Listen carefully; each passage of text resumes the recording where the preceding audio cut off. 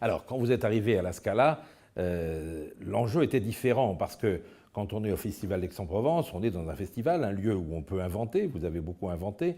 Quand vous étiez au Châtelet, vous aviez cette liberté, mais quand vous êtes arrivé à la Scala de Milan, vous étiez dans un théâtre de répertoire, qui a une image, qui a un passé. Vous arriviez de surcroît sans parler italien, même si en 7-8 mois vous l'avez, heureusement, parce que ça devait être difficile. Donc, quel a été votre enjeu? Qu'est-ce que vous êtes dit? Que faut-il que je fasse ici pour le public milanais et le public international qui vient à la Scala? Pour répondre brutalement, je pense que quand vous dirigez un opéra, il y a deux attitudes possibles qui sont tout à fait contradictoires. Ou bien vous avez une idée définitive de la façon dont on doit faire le répertoire, et que vous soyez nommé au Châtelet, que vous soyez nommé à Aix-en-Provence, que vous soyez nommé à la Scala de Milan ou à l'Opéra de Paris, vous appliquez absolument votre idée, vos idées d'un point de vue musical, d'interprétation d'une part, et théâtrale d'autre, c'est-à-dire comment je fais les trois da Ponte, est-ce que je cherche un metteur en scène de cette trempe-là, de cette pensée-là, de cette image-là, etc. On pourrait dire que c'est la méthode Gérard Mortier. Non, je ne dis rien, c'est vous qui moi, je peux le dire. Si vous pouvez le dire, voilà. Ou bien vous réfléchissez sur... En acceptant des postes dans des pays différents, donc dans des villes différentes, dans des cultures différentes, vous acceptez de réfléchir et de travailler en fonction de ces théâtres-là. Et donc la programmation du Châtelet, puis la programmation d'Aix, puis la programmation de la Scala. Et je me rends compte en ce moment à la programmation de l'Opéra de Paris, je me rends bien compte que mes réactions, ma réflexion, ma façon de c'est complètement différent. Donc je travaille essentiellement sur la culture et sur le lieu dans lequel je suis. Et j'essaie de comprendre, à partir de ces plus de 200 ans d'histoire de la Scala de Milan, qu'est-ce que ça voulait dire pour la première fois que c'était un étranger, il n'y avait jamais eu d'étranger avant moi, donc qu'est-ce que ça voulait dire pour cette ville et pour ce pays et pour ce théâtre, d'avoir quelqu'un qui vienne de l'extérieur et qui tout d'un coup va programmer, va décider des spectacles de tous les concerts. Et donc j'ai travaillé sur l'histoire de ce pays, j'ai travaillé sur l'histoire et bien évidemment sur l'italianité, même si on me reproche et on me reprochera jusqu'au bout de ne pas être italien, mais j'ai travaillé là-dessus. J'ai essayé de comprendre et j'ai réfléchi sur un programme qui soit lié, encore une fois, au passé de cette maison. Je pense que, encore une fois, c'est contradictoire. C'est vraiment deux méthodes qui sont vraiment à l'opposé l'une de l'autre et qui, d'ailleurs, je ne crois pas qu'il y en ait une qui soit meilleure que l'autre. Je pense que c'est simplement une attitude différente. Peut-être une, on pourrait la dire qu'elle est un peu plus consensuelle, qu'elle était peut-être un petit peu plus faible, qu'elle était un petit peu plus démagogique, si vous voulez. Mais l'autre, on pourrait dire aussi qu'elle est très péremptoire, qu'elle est très agressive et qu'au fond, d'une certaine manière, on fait passer son propre goût avant même celui de la culture du pays. Donc ça s'oppose. Alors précisément, à la Scala, cette année, vous étiez affronté, comme tous les directeurs de théâtre, mais plus encore à la Scala, au double bicentenaire de Verdi et de Wagner. Vous avez ouvert votre saison, d'ailleurs ça a fait un début de polémique avant que le spectacle ne s'impose, par Wagner, Lohengrin, mise en scène par Klaus Guth, dirigé par Daniel Barenboim, et avec le chéri de ces dames, Jonas Kaufmann, dans le rôle de Lohengrin. D'abord, est-ce que ce n'était pas provocateur d'ouvrir à la Scala de Milan la saison Verdi-Wagner par un Wagner?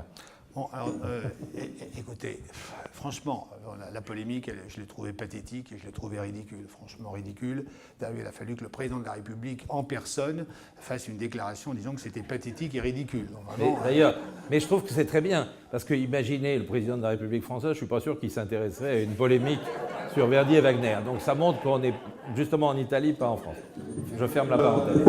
Donc il faut savoir d'abord que le bicentenaire, c'est en 2013.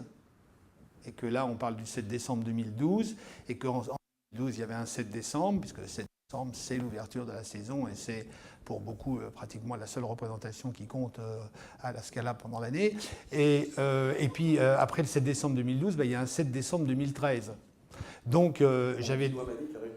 Voilà, donc j'ai décidé de faire un opéra avec Wagner, un opéra avec Verdi. En vérité, j'ai absolument pas choisi d'ouvrir avec Wagner plutôt qu'avec Verdi. Je suis parti simplement, comme tout directeur de théâtre, de faire une distribution.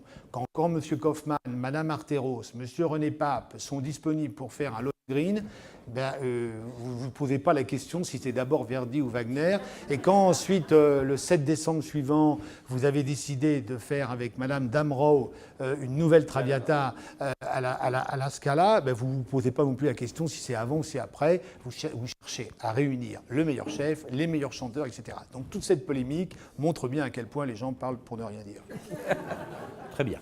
Alors on va continuer à parler pour dire des choses, parce que ce que je voudrais maintenant, c'est que vous expliquiez, puisque là on est dans un voyage consacré à Verdi avec tous nos amis, comment vous avez justement conçu cet hommage à Verdi qui va réunir, je crois, 8 opéras dans cette saison, ce qui n'est pas rien, et en fait qui commence ce soir. Non, parce qu'il y a eu le Falstaff d'abord. Non, là c'est la même chose. Bon, de toute façon, présenter une année, être le directeur de la Scala à l'année où il y a le bicentenaire Verdi, c'est évidemment pas la chose la plus aisée, mais en même temps c'est un challenge, c'est assez passionnant parce que d'une certaine manière, on va laisser le côté musical un instant, mais sur le plan théâtral, on va se rendre compte que on est dans un pays où le beau, l'esthétique prime sur le concept et sur la pensée. Et donc, comment réussir et réussir à faire venir des nouveaux metteurs en scène, donc une nouvelle génération de metteurs en scène qui peut s'attaquer aux œuvres de Verdi qui sont véritablement chasse gardée et dont vraiment le grand public traditionnel italien ne peut pas considérer. Donc, le spectacle que vous allez voir ce soir, pour beaucoup, je pense, en tout cas, je ne pense pas pour un public français, mais je pense que pour un public italien, ce soir, c'est un vrai choc. Parce que on repart toujours en Italie, on repart toujours sur le passé, et on repart de 96 ou 86, si je ne me trompe pas, du dernier Nabucco avec Riccardo Muti, et franchement, je le dis sans aucune méchanceté, mais franchement, quand je vois les photos du décor et des costumes, je me dis, mais bon, c'est plus possible, quoi. Donc, qu'est-ce qu'on peut aujourd'hui proposer? Donc, cette réflexion-là, j'ai cherché à répondre à ces questions à travers chaque ouvrage. Les choix des ouvrages ont été faits en fonction des chefs et des chanteurs et des metteurs en scène et aussi de l'histoire du théâtre. Donc il y a tellement de paramètres qu'à l'arrivée, effectivement, c'est un peu pourquoi Oberto? Oui, Oberto, parce que c'est... Oberto Conte di Modification, dont on a parlé tout à l'heure, le premier. Oui, pourquoi? Parce que c'est le premier opéra, la première commande que la Scala a fait à Verdi, et ça m'intéressait beaucoup. En plus, c'est une œuvre que moi, j'aime bien. Et donc, ça m'intéressait. Bon, est-ce qu'il y avait des conditions pour le faire?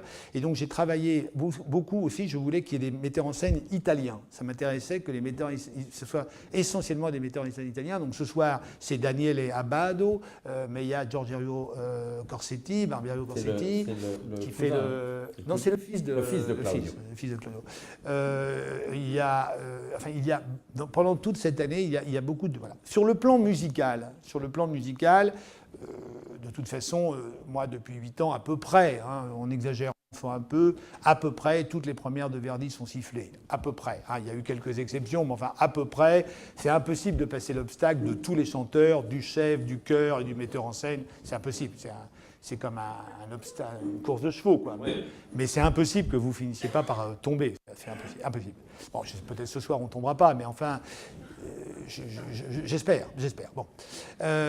Enfin, si vous voulez, le grand opéra italien, aujourd'hui, musicalement, il est très compliqué à faire pour une raison qu'on connaît tous, c'est qu'on a perdu, comme vous le savez, mon cher Alain, on a perdu, vous avez vu, le vouvoiement me vient naturellement. C'est bien.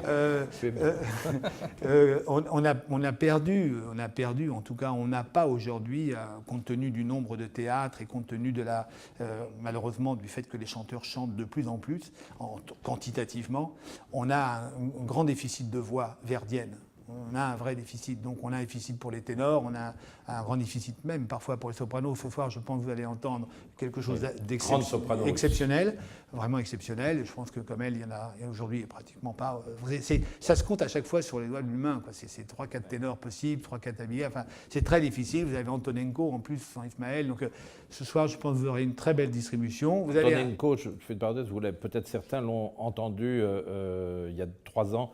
À l'Opéra de Paris, il chantait un Othello qui avait été remarqué. La mise en scène était ratée, mais Antonenko était formidable. Donc, ça a été compliqué à monter, mais en même temps, j'avais décidé de ne donner que du Wagner et que du Verdi pendant toute l'année. Je trouvais que c'était en dehors d'une œuvre, autour d'un metteur en scène et de Gergiev qui ne soit pas un opéra de Verdi ni Wagner. Donc l'ensemble de la saison a été construite comme cela, avec 8 productions effectivement de Verdi. Donc vous êtes là demain aussi Oui, bien sûr. Oui, donc vous en avez 2 ce soir. Oui. Demain. Et demain vous allez avoir, en plus vous allez avoir Brinterfell. Le plus grand Falstaff. Je vous assure que Falstaff, Brinterfell, et d'ailleurs, vous avez bien fait de venir. Sur le plan musical, il y a aussi, il faut rappeler, un Macbeth dirigé par Valéry Gergiev, qui sera sans doute aussi un moment important. Oui. Là aussi, aujourd'hui, pour trouver et distribuer pour la Scala de Milan une Lady Macbeth, c'est la chose peut-être la plus difficile. Donc c'est ça le rapport. L'histoire de ce théâtre est très fort. Les chanteurs, les grands chanteurs, les grands chefs d'orchestre qui ont jalonné l'histoire du XXe siècle, en tout cas, vous les connaissez. Et donc évidemment, nous sommes dans un pays où l'art en général et d'autres choses, mais l'art en général, où on vit beaucoup sur le passé et sur la nostalgie, qui peut être aussi un sentiment tout à fait respectable. Simplement, c'est toujours compliqué parce que c'est ce passage entre le passé et le présent qui est une chose assez compliquée, surtout quand on essaye un tout petit peu de réfléchir pour le futur. C'est-à-dire essayer de porter aujourd'hui un théâtre comme la Scala vers quand même le XXIe siècle. Or, je crois qu'on est contraint, mais même au niveau de l'interprétation. Par exemple, au niveau de l'interprétation musicale, on s'est rendu compte que, par exemple, ici, on ne joue pas une note de baroque. Dans ce pays. On ne joue pas le baroque. Moi, quand j'ai fait venir pour la première fois William Christie ici avec Les Indes Galantes en version concert une soirée, alors qu'on est complet toute l'année, il y avait une demi-salle. Donc le baroque n'existe pas. Quand j'ai dit que j'allais faire un cycle Monteverdi, on m'a regardé... on dit, mais comment un cycle Monteverdi ? Pourquoi monter ? Oui, exactement. Donc il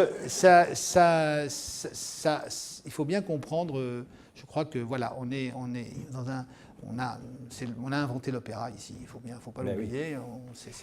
Alors pour faire une espèce de saut entre ce qui est cette carrière que vous faites à la Scala et celle que vous allez faire à Paris, il y a, j'imagine, toujours la nécessité de reprendre, pour des questions économiques, des productions qui ne sont pas nécessairement des productions que vous avez voulues. Je pense par exemple, quelques années, vous avez repris l'Aïda, qui avait été mise en scène par Franco Zeffirelli. Je ne suis pas sûr que ce soit une esthétique qui vous ait comblé d'aise. Néanmoins, il fallait reprendre cette production. Non, j'ai fait pire, si vous voulez le dire avec humour. Quand je suis arrivé en 2005, le théâtre était complètement éclaté. Sur Attendant avait été mis à la porte.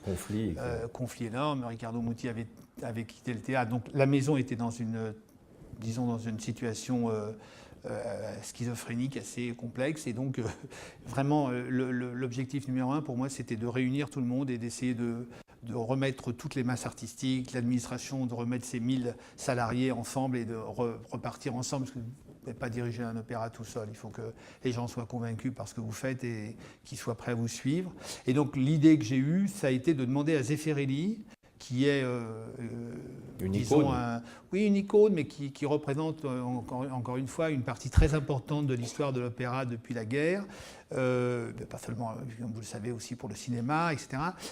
J'ai pensé que c'était juste de lui demander de m'aider, au fond, d'une certaine manière, à réunir l'ensemble de la Scala pour faire une Aïda à 7 décembre. Voilà. Alors, je sais que mes confrères ont gaussé, mais enfin, ça ne me gêne pas beaucoup. Mais je crois que c'était très important pour moi parce que je voulais essayer de redonner à cette maison non pas son identité, parce que son identité n'était pas perdue, mais de lui redonner cœur à l'ouvrage. Oui, de se réinstaller dans ses gènes. Voilà.